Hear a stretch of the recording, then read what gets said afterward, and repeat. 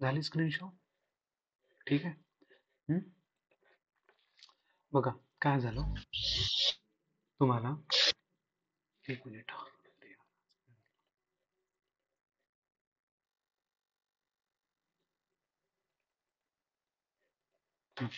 बघा केस स्टडी किती येणार तुम्हाला? 6. किती मार्क्ससाठी? 120 मार्क्ससाठी. म्हणजे एक केस स्टडी कितीची? 20 मार्क्स. बरोबर. आता 20 मार्क्स कोणी दिले? MPSC ने दिले. कुठं दिले? नोटिफिकेशनला दिले. बरोबर, नोटिफिकेशनमध्ये. बट हे 20 मार्क्स आले कुठून? आता ते पण बघू आपण. आधी ते तपासू. आधी काय व्हायचं? सर्वात आधी 125 मार्क्सची थिअरी राहायची आणि 125 मार्क्सची केस स्टडी राहायची. म्हणजे एका केस स्टडीमध्ये ॲट दी एंड म्हणजे एका केस स्टडीला ते 2 केस स्टडीला ऑलमोस्ट ते 25 मार्क्स ठेवायचे. सॉरी, एक केस स्टडीला. कधी कधी काय करायचे ते 120 मार्क्सची थिअरी ठेवायची आणि 130 मार्क्सची केस स्टडी ठेवायची. म्हणजे ते 2 केस स्टडीला 25 मार्क्स द्यायचे. समजलं? बट मग त्यांनी UPSCने काय केलं? सर्व केस स्टडीला आता 20 मार्क्स देणे सुरू केले आणि किती केस स्टडी ठेवली? 6. इथं पण 6च राहायची, पण फक्त ते काय करत होते, एका केस स्टडीला 25 देत होते आणि नंतरच्या पॅटर्नमध्ये 2 केस स्टडीला 25-25 देत होते. समजलं इथपर्यंत? इथपर्यंत काही प्रॉब्लेम? इथपर्यंत काही प्रॉब्लेम? आता हे आपल्याला कुठून दिसून येते? ठीक आहे, हे बघा आता इथून दिसते आपल्याला. हे आहे UPSCचे पेपर. तर UPSCच्या पेपरमध्ये बघा, हा बघा 25 मार्कची केस स्टडी दिसली. हे बघा, हे दिसली. हे बघा, हे 45 मार्क्स म्हणजे 25 आणि 20. बाकी नका बघू, मी जे सांगत आहे ते म्हणजे 5 आला ना, 5 ज्याला म्हणतो आपण. तर म्हणजे कुठंतरी हे 25 मार्क्सची केस स्टडी विचारू आले. म्हणजे आता किती झाले ते 20-20. म्हणजे मला सांगायचं फक्त एवढं की आपण 20 मार्क्सवर कुठं म्हणजे कसं काय पोहोचलो. सो इथून पोहोचलो म्हणजे असं नाही की आपण डायरेक्ट इथंपर्यंत आलो. काही ना काही मागे पण एक्सपिरियन्स झालेले आहे याच्या संबंधित. जसं आपलं वेबिनार सेकंड वेबिनारमध्ये झालं, तसं इथं काही केसेस आहे. इथपर्यंत समजलं सर? इथपर्यंत समजलं सर्वांना? हो सर. ठीक आहे. ओके. आता बघा तुम्हाला केस स्टडी किती टाईप्सचे येतात. केस स्टडी तुम्हाला टॉपिक्स आहे केस स्टडीचे. बघा 1, 2, 3, 4, 5, 6, 7, 8, 9. 9 टॉपिक्स आहे. त्या 9 टॉपिक्स एकदा वाचून घ्या. कोणत्या कोणत्या टॉपिक्सवर येतात. एथिक्स, मॉरॅलिटी आणि ह्युमन व्हॅल्यूजवरती येते. Ethics in private and public रिलेशनशिपवरती येते. हे तुम्हाला नाही समजणार, जस्ट वाचून घ्या. विमेनवरती येते, म्हणजे डोमेस्टिक वर्कप्लेस हरासमेंटवरती येते. नंतर खाली बघा गव्हर्नन्सवरती येते, डिझास्टरवरती येते. आणि बघा ॲटिट्यूडवरती केस स्टडी येते, याच्यावरती येते एथिकल कन्सर्न म्हणजे हे एथिकल डायलिमावरती येते आणि प्रॉपर्टी इन गव्हर्नन्सवरती येते. असे 9 सेक्टर याच्यावरती केस स्टडी जाते. बरोबर. आता मला तुम्ही सांगा की उद्या तुम्हाला 9 सेक्टर दिलेले आहे बघा, आणि हे या पद्धतीने UPSCने क्वेश्चन विचारलेले आहे आपल्या एक्झाममध्ये. बघा 2000 म्हणजे केस स्टडी मॉरॅलिटी आणि व्हॅल्यूजवरती कधी कधी आलेली बघा. 2014 मध्ये आला एक, 2015 मध्ये आला, 2020 मध्ये आला. मी आता 22, 23, 24 मेन्शन नाही केलेलं, जुनी स्लाइड आहे म्हणून. ठीक आहे. केस स्टडी इन प्रायव्हेट याच्यामध्ये बघा 20 मध्ये आला, 40 मार्क इथं आला. दोन केस स्टडी एका 2020 ला आले. अशी करून मार्किंग पण दिले बघा. हे इथिकल डायलिमा फेवरेट आहे. 40 इथं येते, इथं पण आली, इथं पण आली, इथं पण आली बघा, इथं पण आली, इथं पण आली. बरं समजलं? इथं पण आली, म्हणजे हा फेवरेट टॉपिक आहे. ओके. आता बघा हे 25 मार्क्स इथं आलं. म्हणजे समजलं ना तुम्हाला ओव्हरऑल की कुठं कुठं कोणते कोणते सब्जेक्ट्स, कुठं कुठं कोणता कोणता टॉपिक्स येणार आहे. आता म्हणजे 9 टॉपिक्स आहे आपल्याला आणि आपल्याला 6 केस स्टडी येणार आहे. बरोबर. तर आता मला सांगा की आपण किती प्रिपेअर करायला पाहिजे, किती टॉपिक प्रिपेअर करायला पाहिजे, थोडं डोकं लावा.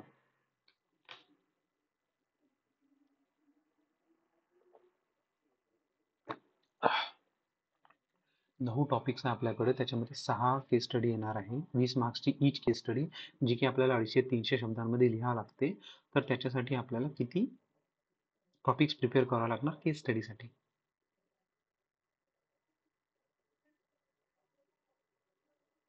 इझी क्वेश्चन आहे.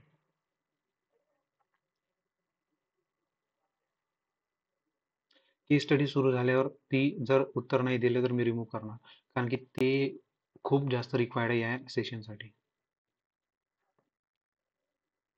फोर. बरं, आणखी?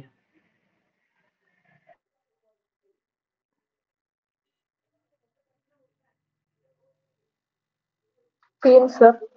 आणखी? अरे जर 6 केस स्टडी आहे आणि आपल्याकडे 9 टॉपिक्स आहेत तर आपल्याला किती टॉपिक्स प्रिपेअर करावं लागणार?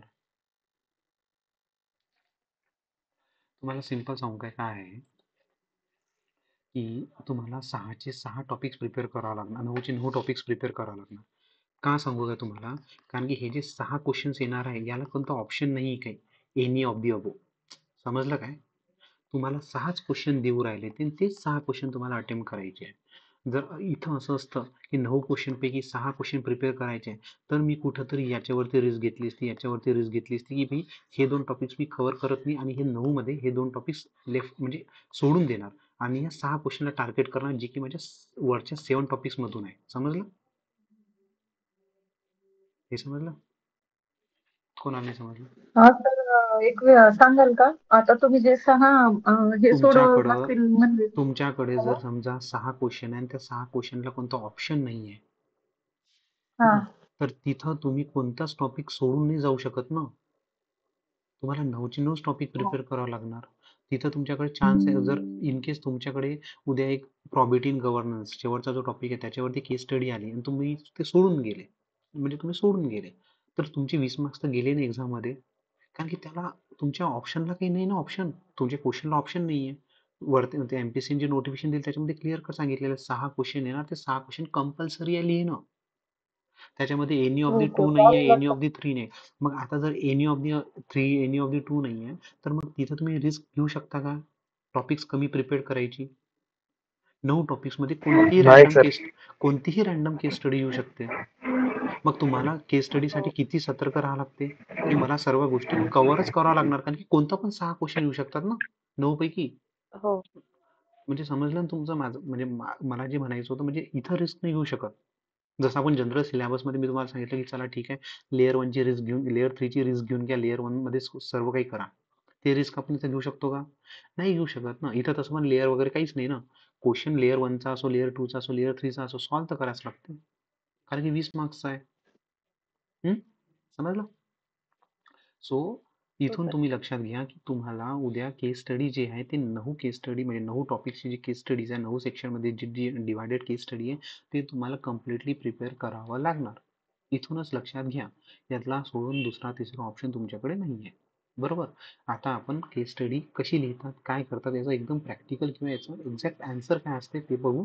केस स्टडी नेमकी काय असते. आता तुम्ही म्हणता की सर आम्हाला थिअरी पोर्शन येत नाही, थिअरी पोर्शनवरती डिपेंडंट आहे केस स्टडी. नाही, असं काही नाही, थोडंफार आहे, बट जे की लेक्चरमध्ये पण कव्हर होऊन जाते जर आपण सतत जर सपोज जर कोणता कोड जर तुम्ही घेता त्याच्यामध्ये पण होऊन जाते, असं काही नाही. एवढा काही म्हणजे गॅप राहत नाही. ते शिकवण्याची पद्धत पण असते शेवटी. तर आता मी केस स्टडी देतो, ते शांततेने 10 मिनिटं वाचा. त्याच्यानंतर मी त्याचे तुम्हाला हे पण देतो, क्वेश्चन देतो, कसे क्वेश्चन विचारले जातात. आणि त्याच्यानंतर आन्सर काय राहणार ते तुमच्याकडून तुम्ही मला सांगा आणि नंतर आपण त्याला डिस्कस करू. मी केस स्टडी मेन्शन करू.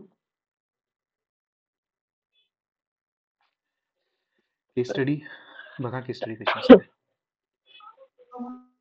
एवढी मोठी केस स्टडी असते. हे बघा, ते आता मी इंग्लिशमध्ये दिलेली आहे. तुम्ही आता इंग्लिशमध्ये नका वाचू सध्या, हे मराठीत वाचा. सर्वांना स्क्रीन शॉट आहे? हो सर. हम्म. वाचा, हळू वाचा. नंतर वाचन झालं की मला सांगा, नंतर मी तुम्हाला क्वेश्चन विचारतो, म्हणजे क्वेश्चन पुट करतो त्याचे.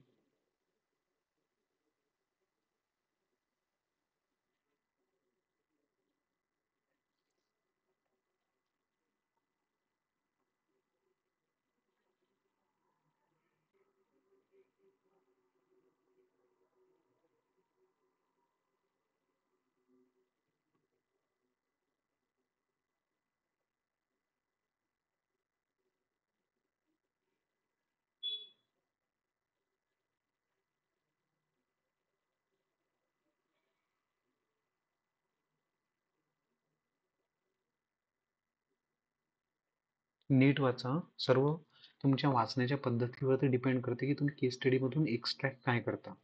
असं समजा की तुम्ही जिल्हाधिकारी आहे. हे प्रॅक्टिकल केस स्टडी असतात, म्हणून सांगतो केस स्टडी तुम्ही जरी एमपीएससी यूपीएससी नाही करत आहे, डिस्क्रिप्टिव्ह नाही करत आहे, ऍटलीस्ट केस स्टडी तरी शिका. खूप काही शिकण्यासारखं असतं याच्यामध्ये.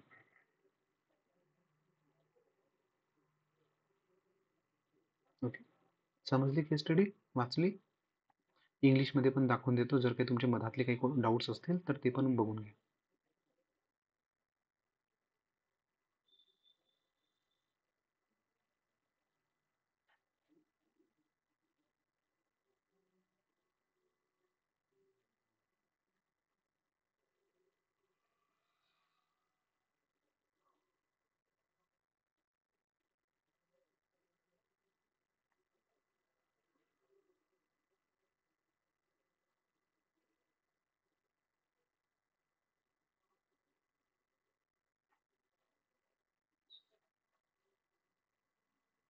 ओके, समजलं? वाचलं इथपर्यंत सर्वांनी? हो सर्वांना? सर, ओके, झालं. ठीक आहे, डन आहे. ओके, आता याचे क्वेश्चन्स वाचा. असे क्वेश्चन्स येत असतात. ओके, क्वेश्चन्स वाचून घ्या. असे 5 क्वेश्चन येतात, 4 येतात, 5 येतात, डिपेंड करते केस स्टडी कशी कोणत्या पद्धतीने मेन्शन केलेली आहे. कधी कधी खूप जास्त कॉम्प्लिकेटेड क्वेश्चन केस स्टडी असते तर असे 5-6 क्वेश्चन विचारले जातात. बरोबर. कधी कधी केस स्टडी सिंपल असते तर 2च क्वेश्चन विचारले जातात. समजलं?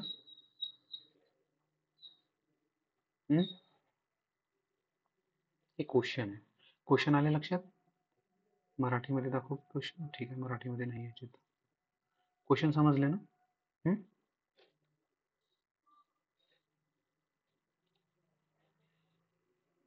समजले? हो सर. ओके, ठीक आहे. आता इथं लक्षात काय आलं तुमच्या की केस स्टडी कशा पद्धतीची आहे? समजलं? ते तुम्हाला तिथं ऍक्च्युअल पोझिशनमध्ये ठेवतात की तुम्ही डीएम आहे, तुम्ही टीचर आहे, तुम्ही प्रिन्सिपल आहे एका स्कूलमध्ये, काही काही घटना झाली तर तुम्ही प्रिन्सिपल आहे, किंवा तुम्ही इंजिनियर आहे, तिथं रोड आणि तो रोड तुम्ही घेतला, म्हणजे तो रोड तुम्ही कन्स्ट्रक्ट केला, तिथं काही अपघात झाला, समजलं? तर तुम्हाला ते टेस्ट करतात की तुमचं काय, आणि त्याच्या अकॉर्डिंग ते क्वेश्चन टेस्ट करतात. ठीक आहे, माझं आता तुम्हाला एक नेचर समजला केस स्टडीचा कशा विचारल्या जातात. तुम्हाला किती टाइम लागला याला इंटरप्रेट करायला, हे तुम्हाला 6 केस स्टडीबद्दल 6 केस स्टडीबद्दल करायचं आहे, जे की तुम्हाला दीड तासामध्ये, दीड तास समजून चाला, आपल्याकडे 1.5 तास आहे 3 तासाच्या पेपरमध्ये. 1.5 तासाच्या मध्ये एवढं सगळं वाचून, 4 क्वेश्चनला वाचून आन्सर पुट करून 6 केस स्टडी लिहायचे आहे. समजून घ्या, हा इझी टास्क नाही, बट इझी टास्क आहे जर नीट पद्धतीने केलं आपण तर. तर आता क्वेश्चन समजले. आता इथून म्हणजे तुमच्या काही लक्षात आलं काय? एक गोष्ट 20 मार्क्सच्या संबंधित. बघा इथं एक गोष्ट काय आहे लपलेली याच्यामध्ये, की 20 मार्क्सचा जर क्वेश्चन आहे आणि माझ्याकडे जर 4 क्वेश्चन आहे, तर मग प्रत्येक क्वेश्चनला काही ना काही मार्क्स असतील ना? समजलं? 5 मार्क्स. बरोबर आहे. हा, समजलं ना माझं काय म्हणणं आहे? हो म्हणजे सर. हा, म्हणजे इथं तुम्हाला काय एक बेनिफिट काय आहे, की असं जर काही असलं तर मी 2-3 म्हणजे 2 क्वेश्चन चांगले यांचं म्हणजे चांगलं लिहून पण मार्क्स फेच करू शकतो. म्हणजे इथं माझ्याकडे काहीतरी चान्सेस आहे की एक क्वेश्चन नाही जरी आला मला, तरी मी काही ना काही मार्क्स कव्हर करू शकतो किंवा चांगले मार्क्स अटेंड करू शकतो पहिल्या 2 क्वेश्चन मध्ये, जरी मला थर्ड आणि फोर्थ क्वेश्चन नाही येत तर. समजलं? सो असे केस स्टडी पिक करून घ्यायचे एक्झाम मध्ये, हे मी नंतर नंतर सांगणार जेव्हा आपण केस स्टडी घेत राहू. ओके, सो हे केस स्टडी समजली, वाचली. हो सर. आता मला फक्त एक एक क्वेश्चन वाचले. आता मला फक्त एक एक कोणी पण मोठ्या म्हणजे मोठ्या आवाजाने त्याचा एक सार सांगा की काय झालं केस स्टडी मध्ये.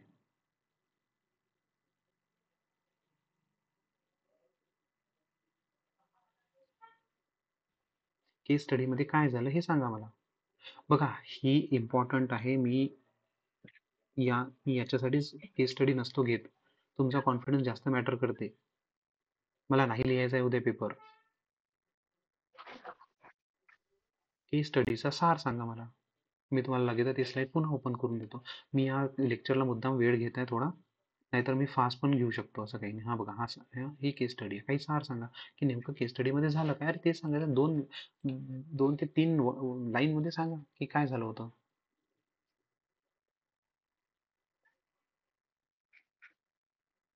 ऑक्सिजनच्या अभावामुळे 60 अर्भकांचा मृत्यू झाला आहे आणि त्याची चौकशी करायची आहे. म्हणजे जिल्हाधिकारी आहात तर तुम्ही ह्या सिच्युएशनला कसे फेस करणार? ओके. आणखी अजून कोणी? ती जी सिच्युएशन झालेली आहे ती लवकरात लवकर कशी आपण हँडल करू शकतो, मी कोणत्या प्रकारे? मी क्वेश्चनच्या बद्दल नाही विचारलं, मी सार विचारला. केस स्टडीचा सार काय?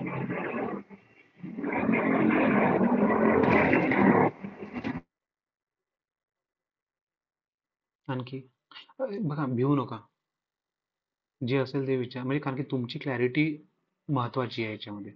म्हणजे तुम्ही जे मला सांगाल आता नंतर मी जे सांगाल त्याच्यामध्ये फरक जो दिसणार ना तुम्हाला, तो लक्षात येणार की आपण कुठं म्हणजे म्हणजे हे होत आहे, चूक करत आहे. म्हणून मी विचारत आहे. नाहीतर मग मी डायरेक्ट डायरेक्ट घेणार, त्याच्यामध्ये काही अर्थ नाहीये.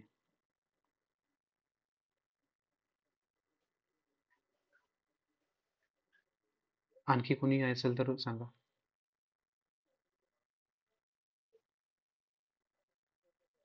ठीक आहे, बघा आता पुढं.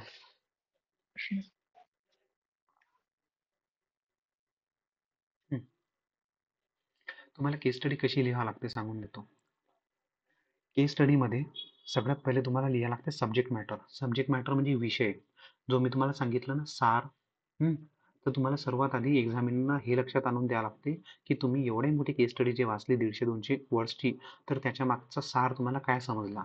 आता सार मी म्हणून तुम्हाला विचारलं, तुम्हाला काय समजलं. जसं एक कोणी उत्तर दिलं की अशा अशा 60 मुलांची मृत्यू झाली. ओके, तो सार नाहीये.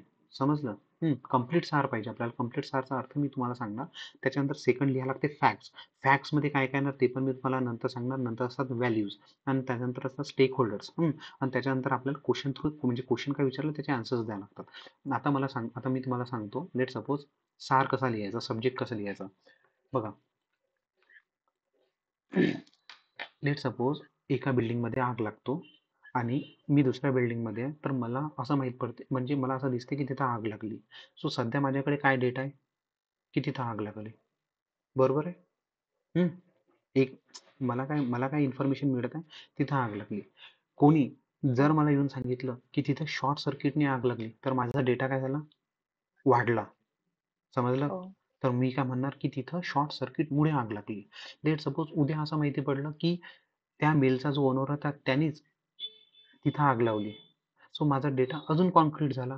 मग मी सांगताना उद्या काय सांगणार सर्वांना, जेव्हा त्या गोष्टीची क्लॅरिटी येणार, हे सर्व गोष्टी सांगणार ना. हो समजलं का? सो तुम्ही काय बोलले होते मला सार देताना, की 60 मुलांची मृत्यू झाली. बरोबर? हं. समजलं? म्हणजे हो शॉर्ट सर म्हणजे आग लागली. त्याच्यानंतर तुम्ही काय वर्ड यूज केला, की ऑक्सिजन सप्लायमुळे, म्हणजे ऑक्सिजन सप्लाय मिळाल्यानामुळे, म्हणजे शॉर्ट सर्किटमुळे. बट लास्टचा जो कॉन्टेक्स्ट होता तो तुम्ही मेन्शन केला का? नाही. तर तो पण आपल्याला सब्जेक्ट मॅटरमध्ये इन्क्लूड करावा लागते, आणि तो कसा असते बघा. आता मला इथं मान्य करा, तो असा आहे का एक्झॅक्ट. हो समजलं? हो सर. फरक दिसून आला?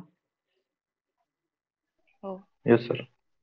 म्हणजे मी काय केलं, मी एका झटक्यामध्ये एक्झामिनरला काय समजून सांगितलं की मला from first word to last word समजलं काय. Unethical medical practices. Unethical medical practices कुठून, ते तुम्ही वाचलं होतं, बट तुम्ही मेन्शन केलं का सब्जेक्ट मॅटरमध्ये? नाही. नेग्लिजन्स इन ऍडमिनिस्ट्रेशन, ते तुम्ही वाचलं होतं, मेन्शन केलं का? नाही. हां. तुम्ही काय केलं, डेथ ऑफ इनोसंट चिल्ड्रन. आता याच्यापुढे मी लिहू शकतो due to the lack of supply of oxygen, but ते मेन्शन करायची गरज नाही, कारण की मी जे मेन आयडिया ते ऑलरेडी पुट केलेली आहे. समजलं सब्जेक्ट मॅटर कसं लिहितात. हो सर. ही काही इझी प्रॅक्टिस नाही आहे, याच्यासाठी डोकं लागते. आणि याच्यासाठी प्रॅक्टिस लागते. म्हणून सांगतो थोडं इन्व्हॉल्व व्हा क्लासमध्ये, जेणेकरून लेट सपोज आता तुम्ही उत्तर दिलं, जर कोणी अजून उत्तर दिलं असतं तुम्हाला अजून क्लॅरिटी भेटली असती. अजून कोणी उत्तर दिलं असतं अजून क्लॅरिटी भेटली असती. अशी क्लॅरिटी भेटत भेटत आपण कुठंतरी एका गोष्टी, म्हणजे एका वाक्यावरती तरी पोहोचलो असतो ना, की चला ठीक आहे, इथं हे होऊ शकते क्लिक इथं. म्हणून सांगतो हे टू वे कम्युनिकेशन पाहिजे केस स्टडीमध्ये. म्हणजे केस स्टडी लिहिताना पहिलं काय असते आपलं, सब्जेक्ट मॅटर लिहून टाकायचं. काय लिहायचं, सब्जेक्ट मॅटर. दुसरं काय आपलं, दुसरं काय सांगितलं तुम्हाला मी? सत्य. फॅक्ट्स. आता मला सांगा बरं, फॅक्ट्स काय काय ह्याच्यामध्ये, फॅक्ट्स शोधता येतात का तुम्हाला?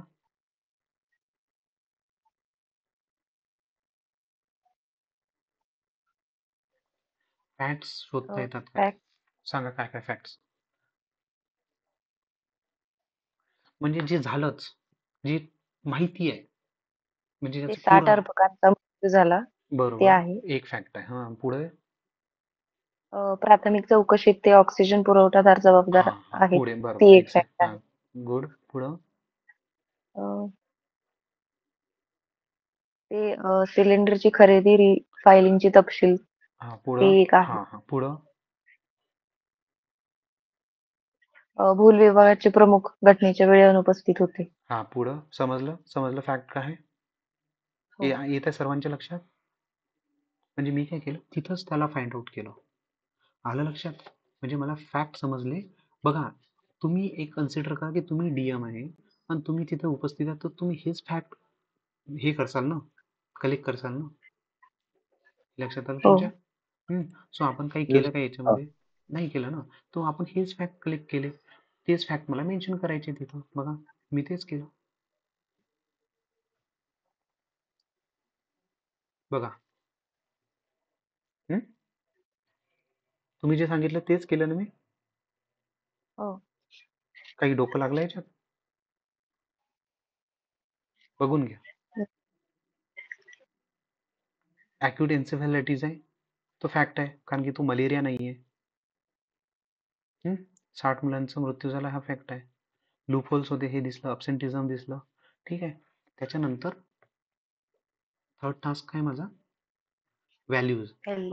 आता हा व्हॅल्यूजचा पोर्शन मी थोडा सोडून देतो इथं तो तुम्हाला इथं नाही समजणार बट व्हॅल्यूज असे असतात की कोणत्या व्हॅल्यूज तिथं लोकांनी जपायला पाहिजे होते की असे इन्सिडेंट झाले नसते सो ते व्हॅल्यू सध्या आपण इथं त्याला थांबू म्हणजे अवेअरनेस पाहिजे रिस्पॉन्सिबिलिटी पाहिजे हे थोडं लक्षात आले ना तुम्हाला म्हणजे थोडं कन्सर्न पाहिजे हो. मेडिकल स्टाफचा अवेअरनेस पाहिजे की तुमचा ऑक्सिजन संपत आहे तुमची बिलिंग नाही आहे रिस्पॉन्सिबल पाहिजे तुम्ही अब्सेंटिझम होते म्हणून व्हॅल्यू आहे तुमची रिस्पॉन्सिबिलिटी अँड ड्युटी बरोबर आहे हां हो. मेडिकल इथिक्स पाहिजे मेडिकल इथिक्स म्हणजे तिथं करप्शन नाही पाहिजे जे करप्शन दिसत आहे बिझनेस इथिक्स पाहिजे बिझनेस इथिक्स कुठून पाहिजे जो व्यक्ती त्याने ऑक्सिजन सप्लाय नाही दिला कारण की त्याची बिल पेंडिंग होते बरोबर सो हो. व्हॅल्यूज आहे ना हे व्हॅल्यूज असे पुट करायचे हे आपण नंतर शिकू जस्ट मी तुम्हाला हिंट दिली की हे असे ओव्हरऑल व्हॅल्यूज लागतात हे झाली थर्ड पोझिशन आपली केस स्टडीमध्ये फोर्थ पोझिशन आहे आपली स्टेक होल्डर्स यांनी आता बघा मला सांगा बरं कोणते कोणते स्टेक होल्डर्स म्हणजे भागधारक याच्यामध्ये इन्व्हॉल्व आहे या पूर्ण सिस्टीममध्ये कोण कोण आहे की ज्याच्यावरती या गोष्टीचा परिणाम झाला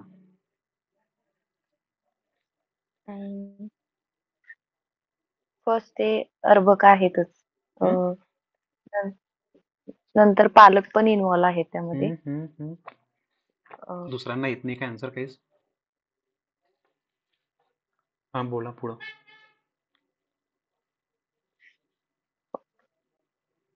अजून कोणी म्हणजे कोणी जे रिस्पॉन्सिबल आहेत हा असं क्वेश्चन आहे का? नाही रिस्पॉन्सिबल नाही ज्याच्यावरती परिणाम झाला त्या गोष्टींचा तुमचं बरोबर होतं पालक लोक आहे आणखी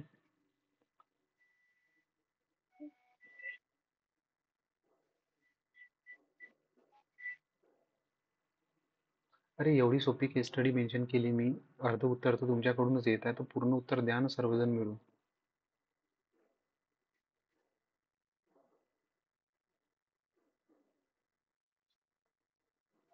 बघा स्टेक होल्डर कोण कोण आहे विरोधी पक्ष नेते प्रसार माध्यम. बघा प्रसार माध्यम ठीक आहे हे बघा चिल्ड्रन अँड देअर फॅमिली बरोबर हो. Hospital administration as a whole and the head of department individually बरोबर हो. ऑक्सिजन सप्लायर पण इन्व्हॉल्व आहे त्याच्यामध्ये आणि डिस्ट्रिक्ट ॲडमिनिस्ट्रेशन म्हणजे हो. तुम्ही बरोबर आणि सोसायटी ह्याज होल कारण की प्रत्येक गोष्टीचा समाजावर काही ना काही परिणाम पडतो म्हणून ही सोसायटी ह्याज होल प्रत्येक वेळेस लिहतच चला बरोबर इथपर्यंत ठीक आहे ते, आता बघ घटक त्यामध्ये इन्व्हॉल्व आहेत. काय स्टेक होल्डर्स. काय म्हटलं कोण कोणकोणते मेंबर त्यामध्ये आहेत जे हा हा इन्व्हॉल्व आहेत त्या केस स्टडी हा हा मध्ये हा हा त्यांचा त्यांचा असं आहे का ते स्टेक हा होल्डर हा मध्ये? हा स्टेक होल्डर म्हणजे कोण कोण इन्व्हॉल्व आहे कोण नाही कोणाकोणावरती परिणाम होत आहे त्याचा ठीक आहे आता बघा मी 3 ओके. गोष्टी सॉल्व्ह केले तुमचे कोणते कोणते सब्जेक्ट मॅटर झाला फॅक्ट झाला व्हॅल्यूज झाला स्टेक होल्डर झाला हे असे लिहायचे असतात एक्झाममध्ये आता मला सांगा इथपर्यंत सर्वांना समजलं काही अडचण असेल तर सांगा मग आपण डायरेक्ट आन्सरकडे जाऊ काही आहे इथपर्यंत प्रॉब्लेम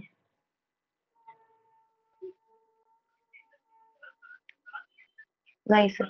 कोणाला काही प्रॉब्लेम? ओके. नाही सर. आता आन्सर सांगा मला पटपट काय येणार. फर्स्ट क्वेश्चन आहे आपला. फर्स्ट क्वेश्चन आहे as a DM what you would do या what you would be your immediate course of action in such a tense situation. तुम्ही जर आता आता मला सांगा की आता तुम्हाला अधिकारी बनायचं खूप हे आहे ना, तर आता तुम्ही सांगा की तुम्ही अधिकारी आहे, तर तुमचा इमिडिएट कोर्स ऑफ ॲक्शन काय आहे? इमिडिएट की तुम्ही अशा तिथे पहिला जाऊन विजिट. हा. सांगा. फर्स्ट ऑफ ऑल तिथे जाऊन पहिला विजिट करणार, काय कंडिशन आहे. ठीक आहे, बस एकच सांगा. आणि आता मला दुसरे सर्व एक एक सांगा. त्यानंतर बस बस बस हां सांगा, लवकर लवकर सांगा पहिल्या क्वेश्चनचं उत्तर. असं सांगा की मी एवढे पॉईंट्स टाकू की तुम्हाला मी 5 मार्क्स देऊ शकतो, कारण की प्रत्येक क्वेश्चन 5 मार्क्सचा आहे. एक ऍक्शन तर नसेल ना, काहीतरी 3-4-5 ऍक्शन असणार, कारण की सिच्युएशन तर टेन्स.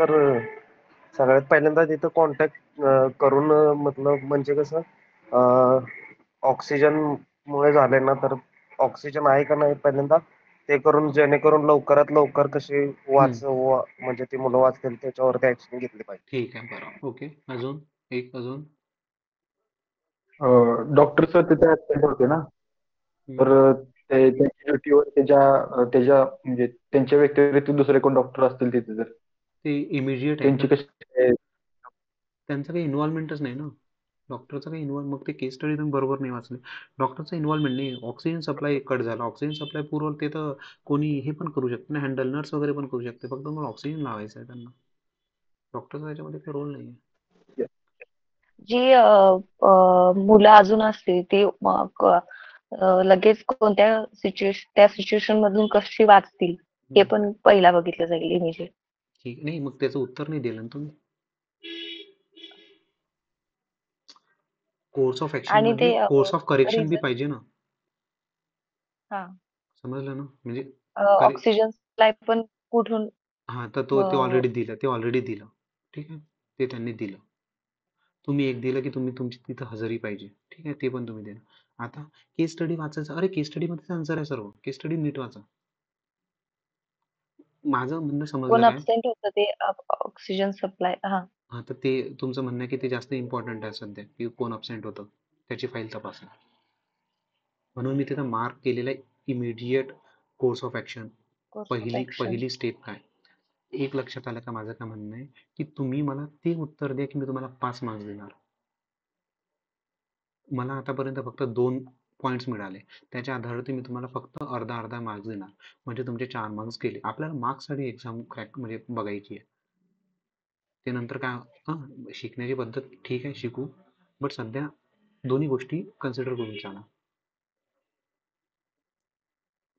तिथं सर्व मेन्शन होतं केस स्टडीमध्ये, तिथंच आहे. अजून सांगा, काहीतरी डोकं लावा. मी मुद्दाम थोडं हळू जात आहे आज.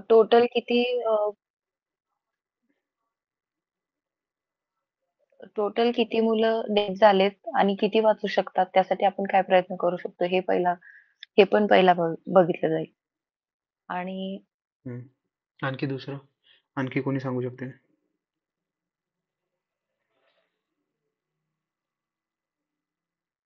जी पण मुलं वाचलीत त्यांना लगेच कसं ऑक्सिजन पुरवलं जाईल याच्यावरती ते पण ते वापस तेच सांगत होते काम मला. केलं. अजून काही सांगा. केस स्टडी दाखवू का तुम्हाला? हो. केस स्टडी वाचायची. ठीक आहे, हो केस सर. स्टडी वाचा. लावा डोकं. अरे तुम्ही एवढे मोठे अधिकारी बनणार आहे, मग तुम्हाला समजणार ना का त्यांनी ऑब्जेक्टिव्ह कॅन्सल केली आणि याच्यामध्ये टाकलं तुम्हाला.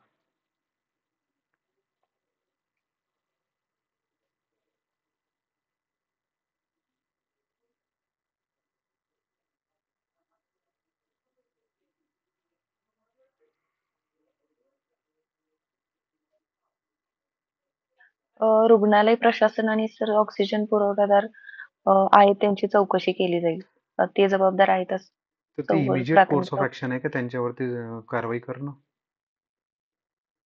अरे हे बघा, या क्वेश्चन मध्येच बघा, त्याच क्वेश्चन मध्ये दुसरं पण दिलेलं आहे ना, की लॉंग टर्म मेजर्स पण आहे ना, आणि शॉर्ट टर्म म्हणजे सध्या काय करणार आणि नंतर काय करणार, तर हे तुमचं मे बी नंतर काय करणार त्याच्यावरती आहे. हो. सो आधी काय करणार हे सांगा. इम्पॉर्टन्स समजत आहे केस स्टडीची. तर ते ऑक्सिजन वरती जे अजून दुसरे पेशंट आहेत त्यांची म्हणजे तेच झालं ना शेवटी उत्तर. त्यांच्यासाठी तुम्ही तिथंच फिरत आहे.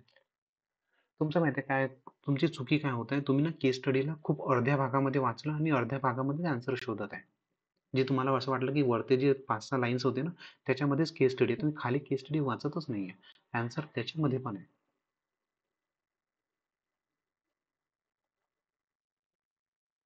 नीट वाचा.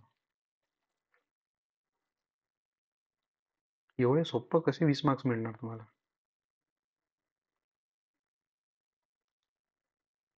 आणखी कोणी 1-2 उत्तर एखादं तरी द्या कोणी.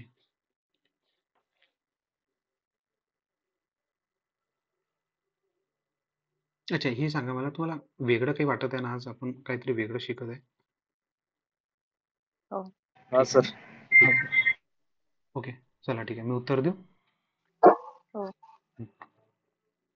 1 मार्क्स मिळणार फक्त 5 पैकी. आता बघा माझ्याकडे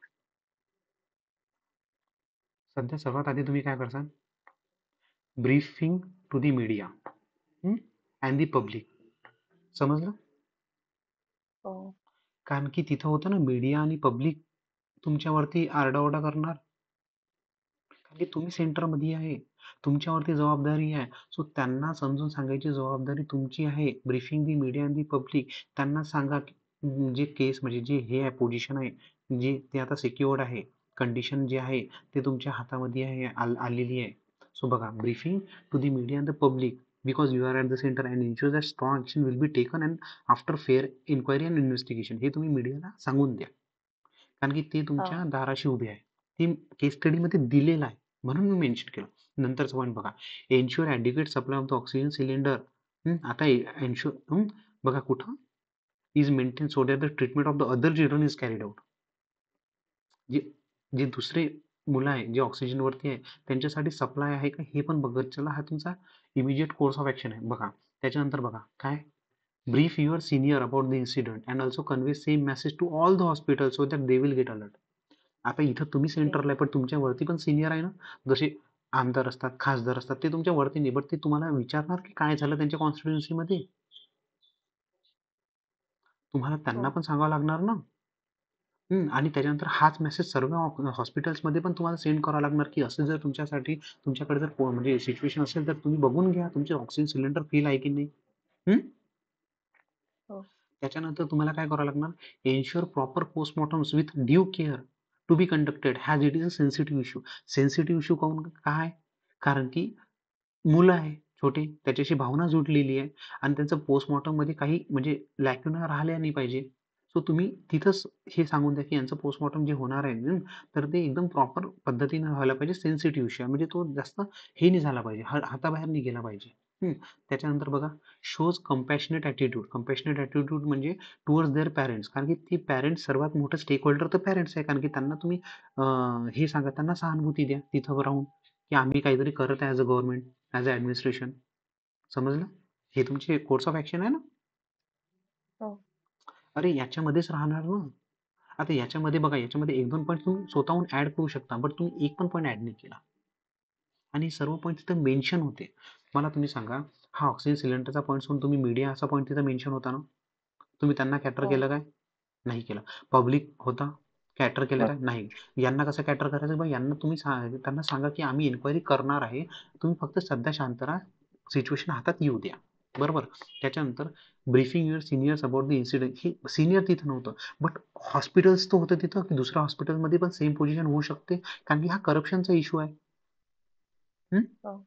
सो असं होऊ शकते, एक सप्लायर सर्व हॉस्पिटलला तो ऑक्सिजन सिलेंडर पोहोचू शकते, मे बी तो प्रत्येक हॉस्पिटलसोबत तसं करू शकते. आणि ॲक्यूट जे बिमारी आहे ती त्याचं तर हेच दिलं, आउटरीच दिलेलं आहे तिथं, ती म्हणजे तिथं पसरलेली आहे. सो एका हॉस्पिटलमध्ये असो किंवा दुसऱ्या हॉस्पिटलमध्ये असो, सिमिलर डिझीजचेच पेशंट आहे तिथं, म्हणजे जे की मुलं आहे. त्यानंतर बघा, एन्श्युअर पोस्टमॉर्टम सेन्सिटिव्ह इश्यू आहे. आता कंपॅशनेट बघा, हे पॅरेंट त्यांना सहानुभूती द्या, कारण की तुमचं काम आहे. समजलं, हे लक्षात आलं. आता भेटतील मार्क एवढं लिहिल्यावर. येस. हो. ठीक आहे. आता मी दुसरं तिसरं लिहिलं याच्यात नाही लिहिलं. आता बघा दुसऱ्याचं उत्तर द्या.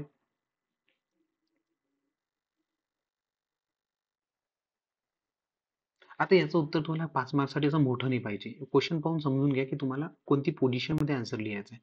इथं तुम्हाला 2-3 लाईन मध्ये पण आन्सर लिहिलं तर सॅटिस्फाय होऊन जाते. मी तुम्हाला सांगतो 20 मार्क्स नेमके भेटतात कुठं? थोडं पेशन्स ठेवा. सेकंड याचं उत्तर द्या.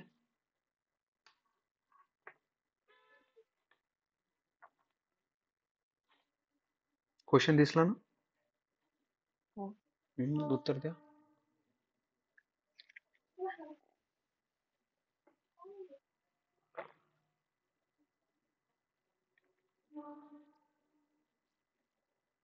लवकर द्या. एवढा वेळ नसते. अरे, do you think action of oxygen supplier of discontinuation of the oxygen supply to infants was ethical despite non-payments of the dues? म्हणजे बुवा त्यांनी जे ऑक्सिजन सप्लाय नाही पाठवला तो एथिकल होता की नव्हता? कारण की त्याला पैसे नाही मिळाले त्याच्या ऑक्सिजन सिलेंडरचे. त्याला त्याचे बिलचे पैसे नाही मिळाले. सो एथिकल होता की नव्हता? होता. काय? सांगा पटापट.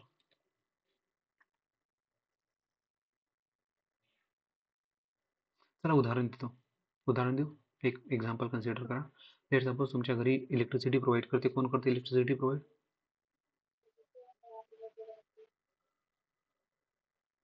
तुमच्याकडे इलेक्ट्रिसिटी कोण प्रोव्हाइड करते? गव्हर्नमेंट प्रोव्हाइड करते, बरोबर आहे. जर सपोज तुम्ही बिल नाही भरलं आणि जर गव्हर्नमेंट आली आणि त्यांनी जर तुमची हे कट करून दिली इलेक्ट्रिसिटी, तर ते एथिकल आहे की नाही?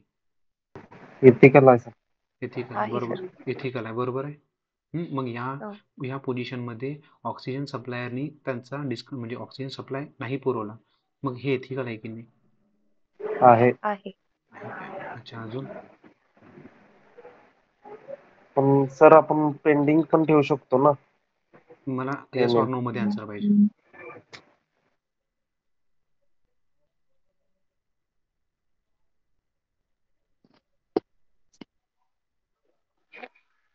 एथिकल आहे की नाही? अरे बघा, बिझनेस पॉइंट ऑफ बघा, कोणत्याही प्रोफेशनचे आपले एथिक्स असतात. बिझनेस एथिक्स असो, मेडिकल एथिक्स असो, बट ते कोणते म्हणजे आपले एक रूल्स असतात.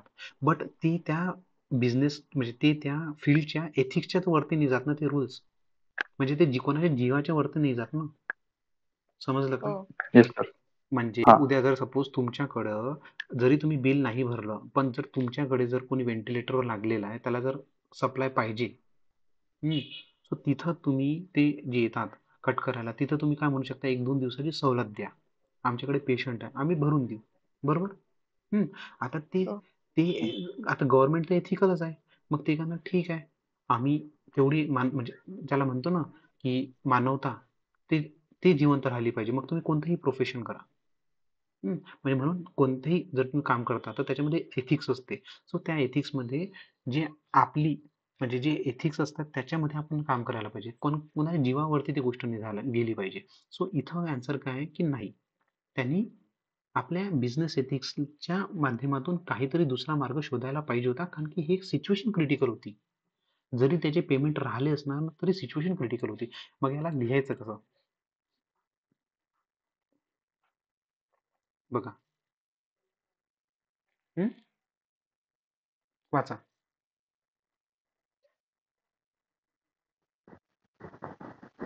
समजलं? हो. आलं? आन्सर आलं का? कोणाला हो इंग्लिशमध्ये सर. प्रॉब्लेम जात आहे का याच्यामध्ये? बेसिक इंग्लिश आहे. नाही. कोणाला जरी प्रॉब्लेम जात असेल तर सांगा. खूप बेसिक आहे. इथपर्यंत ठीक आहे ना? आता काही लक्षात आलं तुमच्या की त्याच्यावरती नव्हतं जायला पाहिजे आणि त्याच्यामध्ये पण बघा मी because of every business has मी म्हणजे माझ्या पॉईंटला अनइथिकल आहे बट याला मी काय कसं काउंटर केलं कसं मेन्शन केलं हे पण बघून घ्या. ठीक आहे. आता थर्ड क्वेश्चन बघा. थर्ड क्वेश्चन काय आपला? हा आहे third question. Action against hospital staff. Third question वाचून घ्या नीट. Will you take any action against responsible functionary for negligence. म्हणजे जे हॉस्पिटल्समध्ये होते त्याच्या अगेन्स्ट तुम्ही ऍक्शन घेणार का ऍज अ डीएम? हो. बरोबर हो. सांगा हो. ठीक आहे. आणखी कोणी?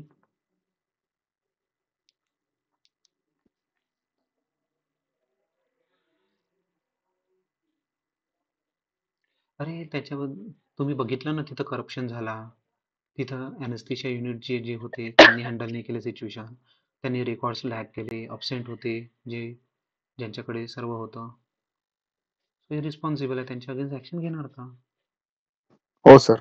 घेणार. बरोबर आहे. आणखी कोणी? सिम्पल आहे क्वेश्चन, किती सिम्पल आहे. अच्छा ठीक आहे, ज्यांनी हो म्हटलं ते मला सांगा बरं, कशी ऍक्शन घेसाल तुम्ही? एन्क्वायरी करणार सर त्याच्यावर. ओके, इन्क्वायरी करणार. मग पनिश नाही करणार त्यांना? करणार. एन्क्वायरी नंतर तर सर पनिश होणार. हा जो इथिकल इश्यू होतोय त्याच्यामध्ये ऑक्सिजन हा एखाद्याच्या जीवाशी खेळण्याचा कोणाला अधिकार नाहीये. त्याच्यामुळे स्ट्रिक्ट ऍक्शन घेतली जाईल जेणेकरून याच्यासारखी गोष्ट पुन्हा घडणार नाही माझ्या तरी ठीक आहे, डिस्ट्रिक्ट ठीक मध्ये. आहे. Strict action. Okay, strict action हा तुमचा एक कीवर्ड होता. ठीक आहे. हम्म. ओके, स्ट्रिक्ट ऍक्शन म्हणजे तुम्ही थोडे एक हायपर मोडमध्ये राहून स्ट्रिक्ट ऍक्शन घेणार, कारण की हा सेन्सिटिव्ह इश्यू आहे. बरोबर, हे येस. तुमची लाईन आहे. ओके, त्यानंतर तुमची लाईन का होती की मी काय करणार? पुन्हा म्हणजे तुम्ही कोणाच्या नाही, जीवाशी तुम्हाला खेळणं हे तुम्हाला नाही. हा. मॅडम तुमचं काय ओके होतं? सर. तुम्हाला काय होतं तुमची लाईन की मी एन्क्वायरी करणार. ओके, ठीक. आणखी हो. आणखी कोणाला काही म्हणायचं? मी जे विचारलं ते लक्षात घ्या की मला काय तुमच्याकडून पाहिजे. ऍक्शन घ्यायची आहे, माहिती आहे, हो म्हटलं बरोबर आहे, बट ऍक्शन कोणत्या पद्धतीची पाहिजे? हम्म. कारण की तिथं खूप जास्त स्टेक होल्डर इन्व्हॉल्व आहे, ते केस स्टडी मध्ये ऑलरेडी मेन्शन आहे. कोणी सांगू शकते?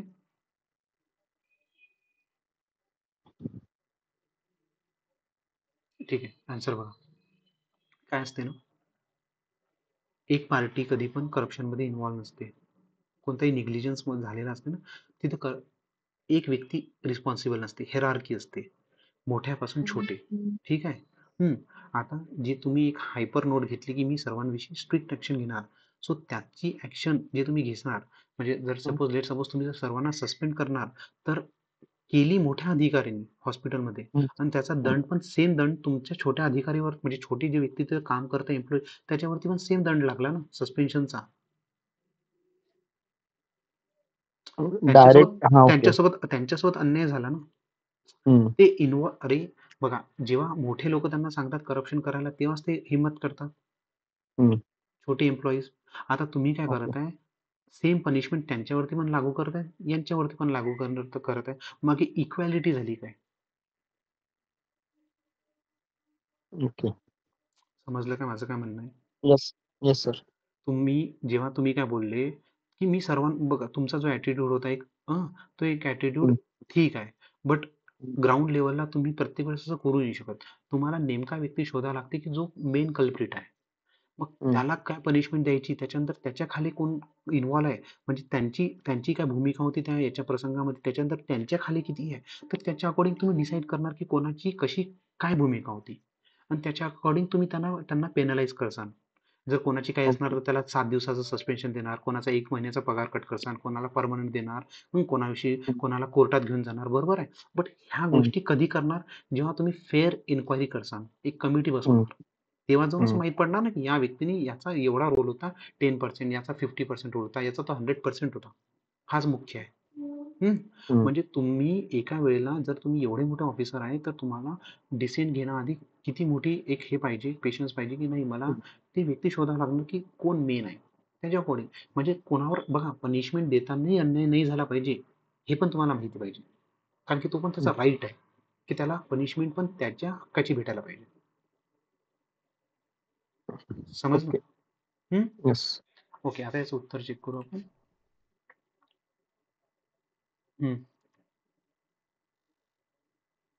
ठीक आहे, उत्तर वाचा आणि मला सांगा राईट आहे की नाही.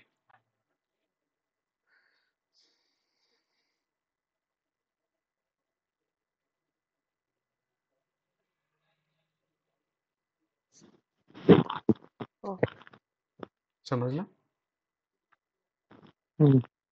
बरोबर आहे उत्तर. 5 मार्क्स साठी लाई करते उत्तर, की 5 मार्क्स साठी स्टँड करते ना उत्तर आपलं?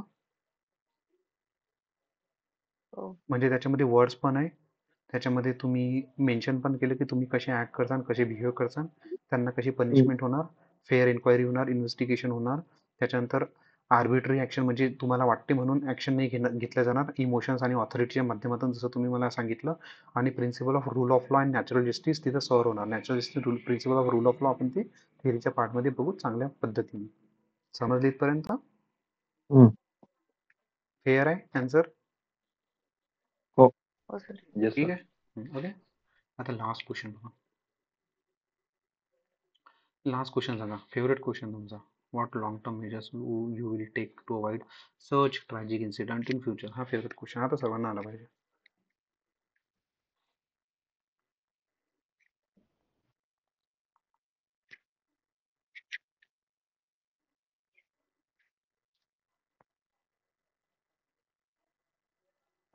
ऑक्सिजन सप्लाय नेहमी राहील ह्याबद्दल सगळ्यात सोपं आन्सर इन्स्ट्रक्शन तुम्ही दिले सांगून जाते. दिला आधी.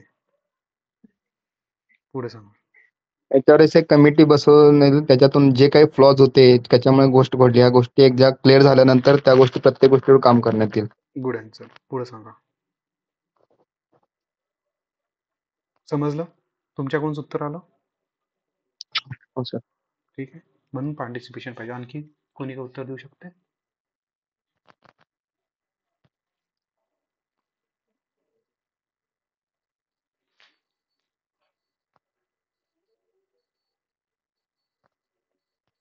तुम्हाला जर इंग्लिश भारी जात असेल ना मला सांगा, पण कसं आहे शेवटी ते ट्रान्सलेशनमध्ये थोडा प्रॉब्लेम येते म्हणून. तसं खूप मी बेसिक ठेवलं.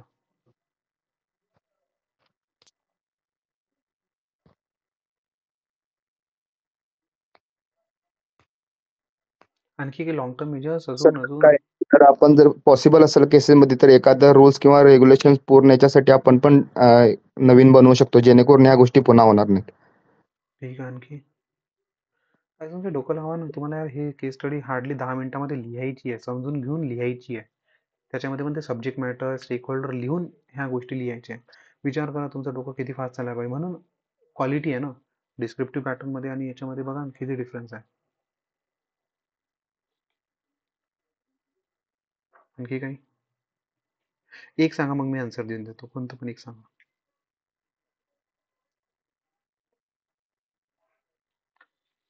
ठीक आहे, बघा आन्सर.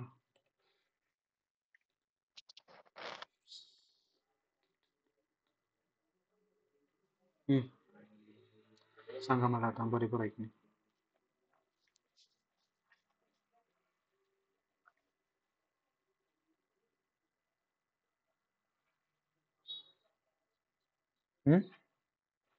इसेन्शियल आणि नॉन इसेन्शियल सर्व्हिसमध्ये क्लिअर डिव्हिजन म्हणजे, कारण की ऑक्सिजन हा इसेन्शियल सर्व्हिस होता. सो त्याला कसं कॅटर करायचं त्याचे गाईडलाईन्स मी मेन्शन करणार प्रत्येक हॉस्पिटलला. म्हणजे गाईडलाईन्स म्हणजे जो सप्लायर आहे त्याला पण, की उद्या जर पेमेंट ड्यू जरी असलं तर सप्लाय स्टॉप नाही व्हायला पाहिजे. समजलं? इथं ते करून टाकलं long term. Yes. Use of the technology. Use of the technology हा एक थोडा पॉईंट आहे, हा तुमच्यासाठी नवीन असू शकते, बट याचं मी तुम्हाला खूप चांगल्या पद्धतीने यूज सांगून देणार. Use of the technology for tracking and maintaining the record of the essential services like oxygen cylinder, blood and other stuff. समजलं? टेक्नॉलॉजी यूज करणार ना तुम्ही. Yes. Fix responsibility at each and every stage. कारण की हॉस्पिटलमध्ये पण hierarchy आहे 1, 2, 3. मग त्यांची रिस्पॉन्सिबिलिटी काय, आणि त्याच्यामध्ये ट्रान्सपरन्सी अँड अकाउंटेबिलिटी आहे ना. समजलं? Yes. ओके. आलं लक्षात तुमच्या केस स्टडी इथपर्यंत? समजलं? Yes. म्हणजे तुम्हाला उद्या जेव्हा केस स्टडी येणार ना, सो असं उत्तर द्यायला लागते. असं सब्जेक्ट मॅटर, त्याच्यानंतर फॅक्ट्स, त्याच्यानंतर व्हॅल्यूज, त्याच्यानंतर स्टेक होल्डर्स, त्याच्यानंतर हे आन्सर्स बघून घ्या. ओके. 1, 2, 3, 4.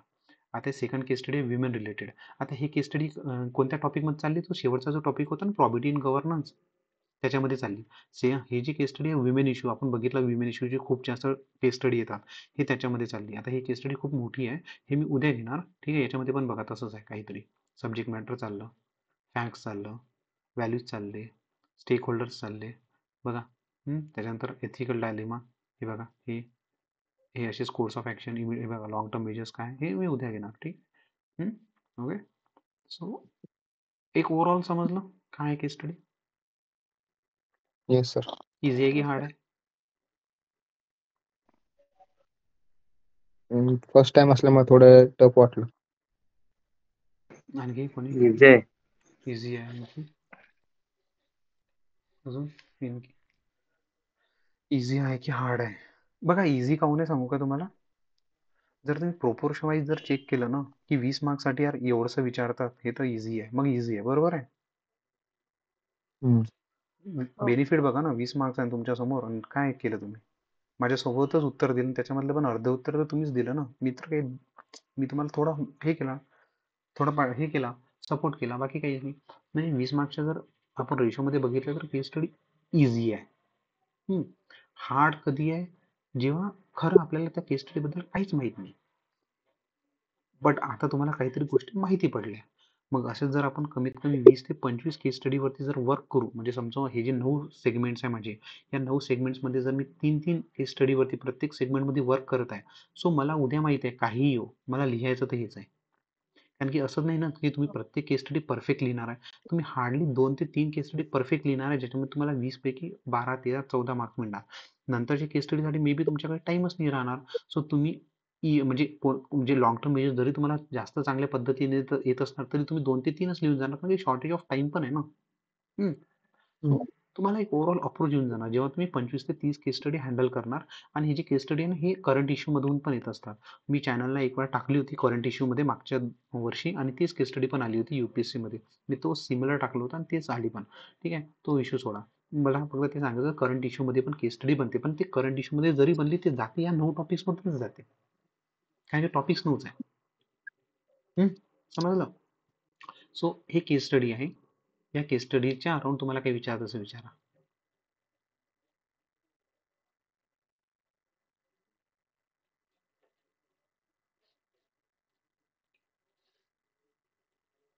सर्वात आधी तर हे सांगा आजचं समजलं काय, हे जास्त महत्वाचं आहे. की बोर झालं की काही नवीन होतं. समजलं. आता मला सांगा मग डिस्क्रिप्टिव्ह इझी आहे की हार्ड आहे?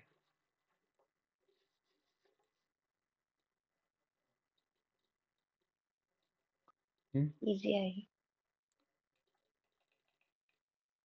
अरे लवकर लवकर सांगा.